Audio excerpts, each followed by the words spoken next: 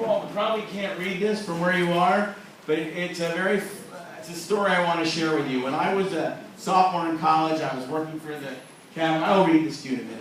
I was working for the Cavalier Daily, the college paper, and I thought I was pretty full of myself. You know, I was writing for the college paper, I was doing big stories, covering Virginia politics, and wanted a career in newspapers, and you should listen to this. It's important to you.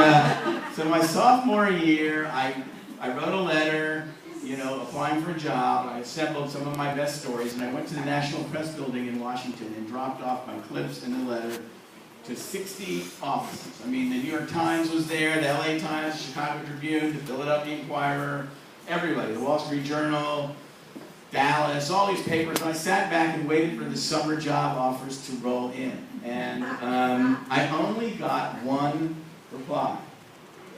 I have to put on my glasses. So I got one reply. It was from a paper I'd never heard of before, the Air Force Times. I didn't even realize I had sent a letter to the Air Force Times, and I had.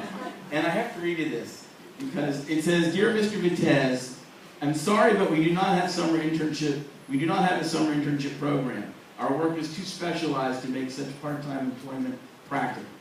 I would like to give you a couple of suggestions, however, which may help if you intend to pursue other newspaper jobs." I was starting to get, this isn't working out so well. I was thinking to myself as I read this. Next paragraph. "One is to write individual letters, not duplicated ones, to each prospective employer. The impression given by a canned letter is that you are not really interested in a specific paper, just blanketing the field." It gets worse, people, much worse. The second suggestion is that you copy read your basic letter closely. When you apply for a writing job, your letter of application necessarily becomes a sample of your wares. Frankly, the syntax in your second paragraph is a disaster. So, I didn't read the letter. There's one more paragraph, I never even read it. I just stopped there and sunk into the floor and actually said, I'm going to save this letter, and one day I'm going to show this man. I'm going to make it. I'm going to show him. So 10 years go by, maybe a little more, and I'm at the Philadelphia Inquirer. I am, I think it was like this was written in 1976. I think it was 1989. Or 88, I was at the Philadelphia Inquirer. I won my first ever journalism award. Third place in the New Jersey Sigma Delta Chi, which is the New Jersey Press Association, for feature writing. Third place. For a feature story I read about people who fall in love in the toll plaza on the Atlantic City Expressway. And they really do fall in love. It was an amazing thing. I set out to write about, you know, traffic is always so bad. This was way before Easy Pass on the weekends. And going to the shore, and I'm like, what happens in that toll plaza? Why is it so slow? So I just decided to hang out there. I had no idea what I would find, and I'm hanging out there and I'm talking to people, and what I realized is that it's all about love. It's amazing. You know, the limo drivers will, you know, come through every day, get to know the women working in the toll booth, and you know, it's a quick, brief exchange, but you know, there were literally cases where the women would walk out of the plaza, get in the car, get in the limo, get in the truck, and never be seen again. You know, go by. So anyway, I wrote this story, and when I won that award, I thought, you know, I've got a good job. I'm at the Philadelphia Inquirer. I'm a feature writer. Life is good. I'm going to write this man and tell him, you know, what happened, and that I've made it. Thank him for this letter. And he's retired. He's living in Mullet Lake, Michigan, northern Michigan. And I find him. I write him a letter.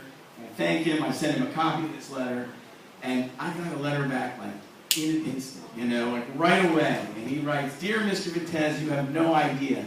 Thank you so much for writing me. The moment I mailed that letter to you, I regretted it. I said, and I didn't keep your contact information. I didn't know how to reach you, and I thought, what had I done? I had taken an ambitious young guy, and I turned him off to newspapers completely, and I felt terrible. I'm so glad you made it. You're doing well, and that you're happy, and thank you for letting me know."